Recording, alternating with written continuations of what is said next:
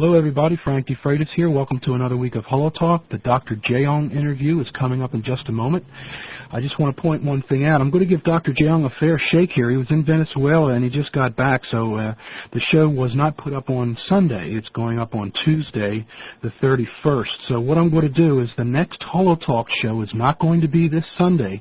The next HoloTalk is going to be next Tuesday, April 7th. And then we will go back to Sundays after that. So tune in next week, Tuesday night, April 7th, for the new HoloTalk show, and then we'll get back on to Sundays beginning April 12th once again.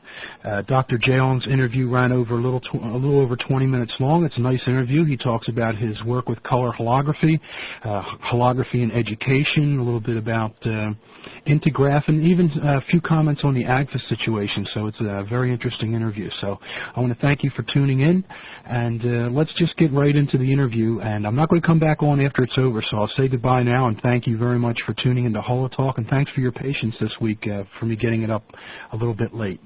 Here's the Dr. Jeong interview. Dr. Jeong. Speaking. This is Frank DeFreitas. How are you? Oh, good, good. Very good to have you on the phone. Do you have a few minutes Sure. of your time? Yeah, last week I was in no man's land. So. You took a little vacation. A big one, actually. Yeah? Did you have some fun? Well, I took my two sons and I took a week-long clinic on high wind, ocean windsurfing. That sounds pretty good to me. Very, very challenging. But we have summer-like weather here today. I think it's the same temperature here as in Venezuela. Yeah, Allentown, PA today, we hit about 84, 85 degrees today. Well, I guess you didn't need to take a vacation. I could still use a vacation. Just the water there is about the same temperature.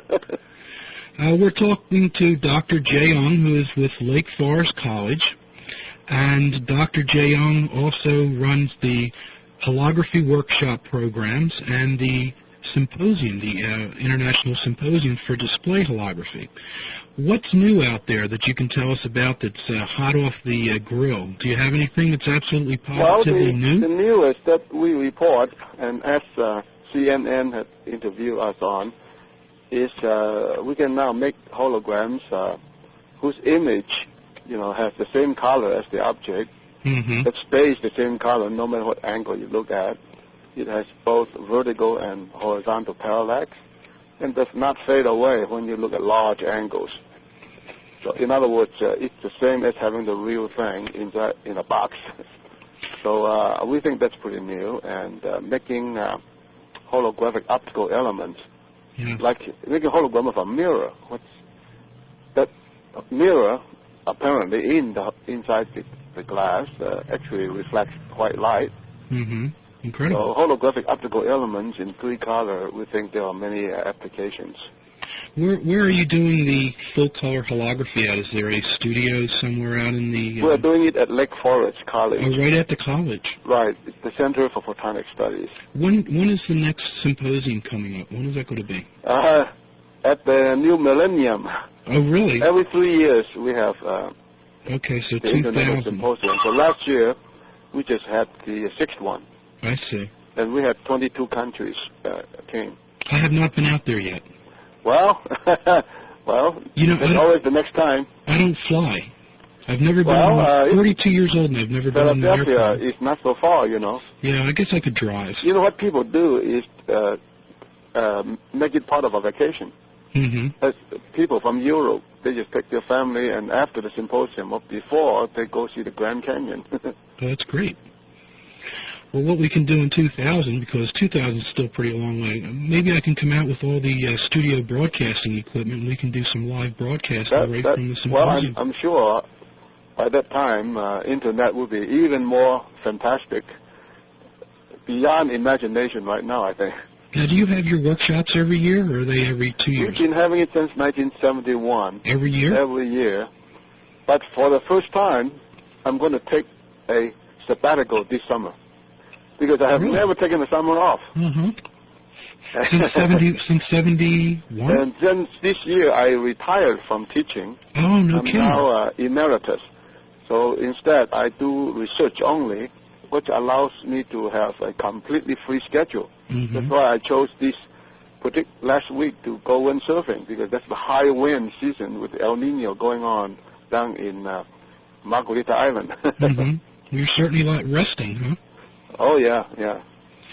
So, tell us a little bit about the research you're doing. The full-color holography is very interesting. How many lasers what does we do it take? is we take a blue color, green color, and red color lasers, three of them, using dichroic beam splitters, combine all the three beams into one.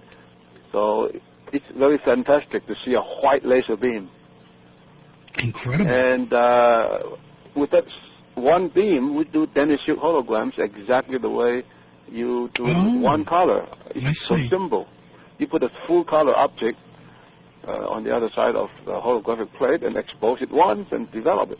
If someone wanted to see a full-color hologram, where are some of the key places, perhaps across the number country? one, visit my website. We show quite a few of them. Mm-hmm. So that's out. We have a gallery here in Lake Forest College, of course, that's open to the public every day. Mm-hmm. We show some of the first ones we made here 4 years ago.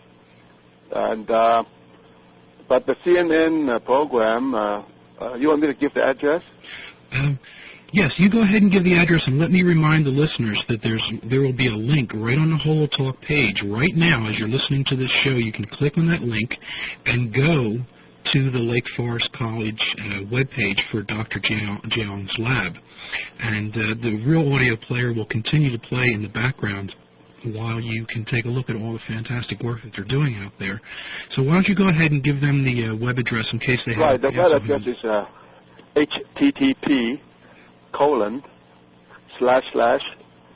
www.lfc.edu/physics/holography/. Okay. And that'll get them we allow you a lot of choices to visit our gallery, to look at the description of our work and detailed scientific reference. Now, you've been involved with education from probably since the beginning when you got involved with holography. I know Since 1966. One of your focuses was not only on the college-level education, but on junior high school and high school education as well.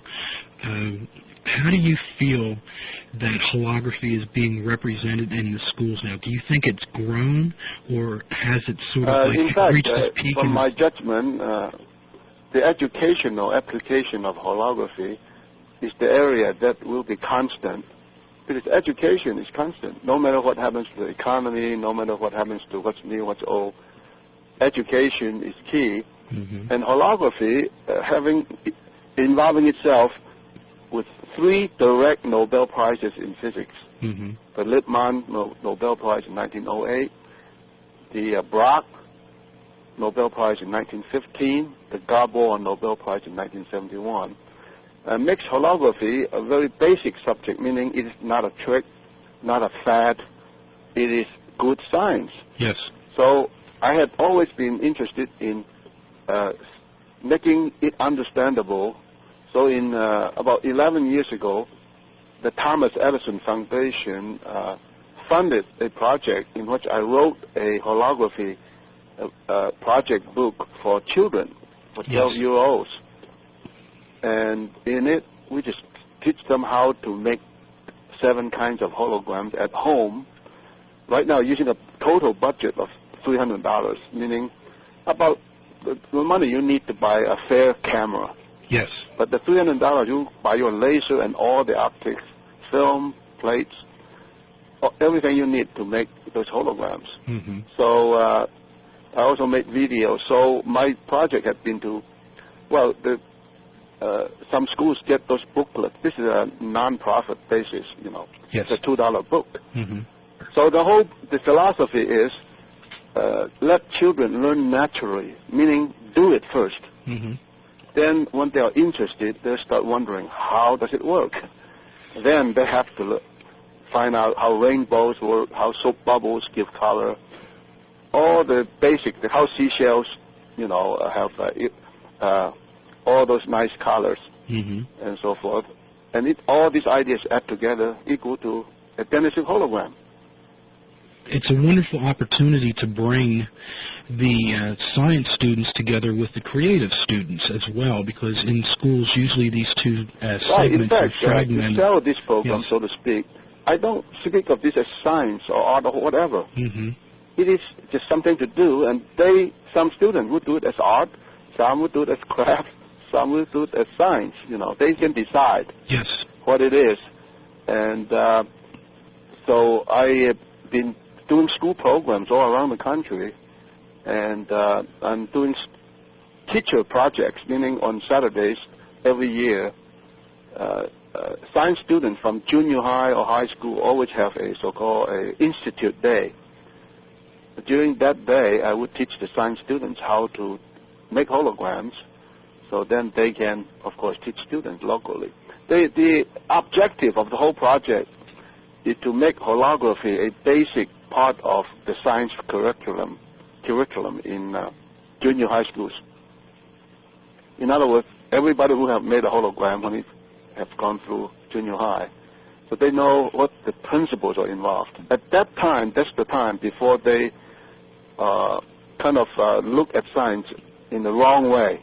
Mm. They find out that, hey, you mean this is science? I couldn't believe it. It's actually fun. Mm-hmm. My friends told me science cannot be fun, So at age 12 is about when you should show them that science, art, everything, if you do it with a degree of dedication, they're all fun. I get a lot of students that listen to this program. Mm-hmm. And let's just imagine an 8th grade student out there, and they're interested in holograms and holography. Would you encourage them to follow through on that, perhaps sure. I as a designed career? a kit, so that everything they need. What about as a career choice? They want to say they want to grow up and they want to do holograms as a career. I never tell a student to become a holographer. Never. Never. And Never. the reason for that is?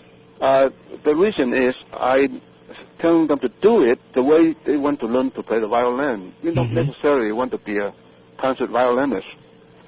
You are enriching your life. A few people may end up doing it because you find it that you are so dedicated to it that you wouldn't mind living that life. But I always advise students to broaden their horizon, do holography as a project, take the page. Also do some projects in art, do some projects in literature. Yes. Then you will know what you like. In the next 10 years, do you think holography would be a serious career choice for someone?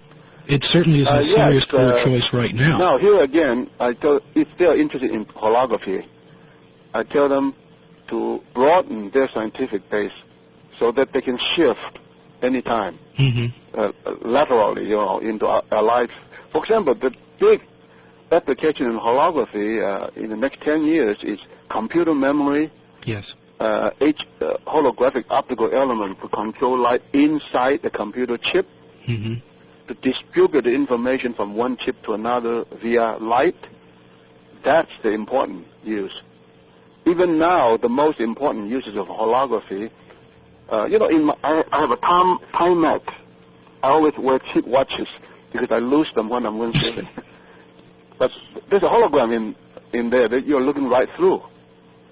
Really? Used to, when you push the button at night to look at what time it is, there would be one little bright light on one corner and spread out to the other side, and it fades out. Right now, there's a hologram layer in there that spreads the light evenly throughout the entire space of my watch. That's a hologram. Nobody knows about that. I did not know about that on the Timex watch. Yep. Even in the Motorola cell phone, you turn it on at night, there's a hologram under the glass. Isn't that interesting? In other words, there in lots of places. In a CD player, there's a hologram inside to split the light, send the light to different places, and grocery store. In other words, holograms are already in many places people don't know, and in the future, it'll be many other places you don't know. That's something. And that whole area, so I tell students, they can have fun making holograms of pictures to learn. Maybe that's their profession, make art. artistic images. But by learning one thing, you automatically are learning a million things. Yes. To relate, one learning to another, how generic learnings are. That one physical law applies to infinite number of things. And then be able to be flexible. When you see an application in HOE, do that. In interferometry, do that. Mm-hmm. So in that sense, holography grows in diverse fields, as it is now kind of invisibly doing in front of your eye, literally, that we're not even aware of. Do you think the AGFA situation is going to have any detrimental effect on holographic education in the United States? I think I'm an optimist. I wrote an editorial for the proceedings of the volume being published just last month by the SPIE of the conference that we had last summer. Mm-hmm. And the title of my introduction was Holography, a Renaissance. Mm. What I say is AGFA's withdrawal actually ignited a forest fire, which is a bad thing, right? But after a forest fire, new growth takes place. I see. It clears down. And that's exactly what's going on. AGFA dominated the scene for 25 years, so no one else will even get in and bother to make good film and plates. Mm-hmm. So we stay status quo, no color holograms. I mean, true color holograms. But by their withdrawing, now suddenly we find other sources from Germany, from Russia, from Japan, and China. Mm-hmm. And they're better than AGFA. In other words, that's a renaissance. Yes. And DuPont now is in the game of making photopolymer holograms in full color. We do that. By the way, we use DuPont full color photopolymer and make copies of our holograms. Mm-hmm. For your full color holograms. Right, yes. right, to mass produce them. Mm-hmm. So, in other words, there's going to be a new life, new millennium for holography, using new and better materials with more wide open applications. Now, you have a business which you have had for many years, Intergraph. Right, Intergraph. Could you tell us a little bit about that? Yes. Early in my career, when I started teaching, especially children hologram, they always want to find out where can I buy the film. At that time, only you can buy it only in bulk, a whole roll of this, a whole big box of that, and so forth. But a science fair project, student is not going to have the money or the need for large quantities. Mm-hmm. So we decided at home, look, we'll sell you 1 square foot of film. That's all you need. Well, it turned out it grow and becomes a complete business. And we, Intergraph, now supply to the whole world. Our biggest customer last year was Australia. No kidding. Right. And so we also got a dealership from DuPont to sell their Omnidex 706. They only give 2 dealerships in the whole world at that time. So that's Intergraph. So we now assemble a kit for learners of any age. You want to spend minimum amount of money to start. Why waste money by buying all the new gadgets? You don't even know what they are. So using the simplest thing, learn 7 projects first. Then you know what you need next to learn the next project. So we still are aimed at education. Our customer base is schools, universities, and people who want to learn holography. So we make videos, show you how to do it, and other written material to what to do next after that little booklet, Why don't you let everyone know your email address that may be listening? Right, they may be looking for materials. Is my name, just T, my initial, and then my last name, Jeong, with no space, TJEONG, at AOL.com. And with that, we can give people complete catalogs, and we even give advice when people have trouble. They just ask me questions on the internet, and I tell you, here's what I think you have done wrong, I'll also include a link with your name on the HoloTalk page, so if they click on your name, when they click on your name, they'll get your email address. How's that? So that If anyone needs say that again. I cannot hear you. What I'll do is I'll create a link on the HoloTalk page Sure. where your name will be listed, and if they click on your name, Right. they will get an email form that they can request information about your products with Integrate. Right, that's great. Okay? Right, I appreciate that. Anything else you want to let the listeners know about before we wrap this up? Well, I'm a professor in a liberal arts college for a reason. I tell all young people to make sure you broaden your education and not start narrowing down too early. Make sure you read history, read literature, do music, and make some holograms for fun. And then when you have done a broad-based education, then you choose what is the best that suits you. So I don't sell holography at all. Mm-hmm. I sell it as part of the thing that I can do to help people to get into this particular area in addition to all the other areas. That's very wise. I hear you're quite the violinist as well. I play in 2 orchestra. I'm a concert master of the college chamber orchestra, and I play first violin in a semi-professional orchestra. And I enjoy it enormously. And I windsurf with my children. I can keep up with them. How old are your sons? And so that's my philosophy of life. How old are your sons? They are 30 and 32. Oh, okay. And I'm 66. I have 3 daughters, 18, 17, and 15. Wow. Perfect age to do things together. Yeah, the oldest one's away at college, physics major, so I hope she does Physics, well. wow. Yes. That's great. What college? Georgian Court College, which is a private women's college in New Jersey. I'm for private liberal arts colleges. Yes. Because there we pay attention to each individual. Mm-hmm. And my philosophy is go to a good, small liberal arts college and then go to a big, good graduate school. That's the advice that she received as well, and she's doing pretty good. I believe in that firmly. Well, Dr. Jeong, it was a pleasure speaking with you. Great pleasure. And I hope you log on and hear the interview. Right. I'll have it up for Tuesday. I'm starting a new life. Well, congratulations on your new life. I can't wait till I can start my new life, too. I still have a few years to go. Well, I think you've got a very interesting one, and certainly you are very devoted to what you're doing, and that is a sign that you enjoy what you're doing. Yeah, I have a great time. Right. Thank you very much for being a guest. Well, good night. Okay, good night. All right. Bye-bye.